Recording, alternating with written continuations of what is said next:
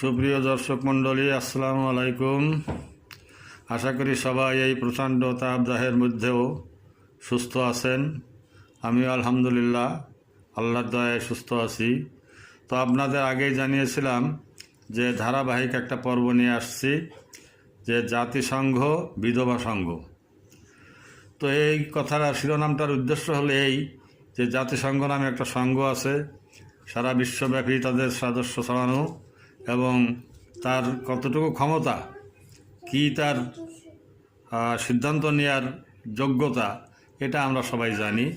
নিরাপত্তা পরিষদের যে 5 সদস্য, এই 5 মডেলের মন রক্ষা করতে যেয়ে জাতিসংঘের অবস্থা খারাপ। আর দেখেন, এত বড় একটা সংঘ, তার কোনো সভাপতি নেই।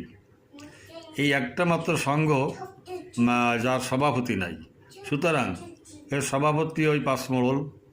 তো এই 5 মডেল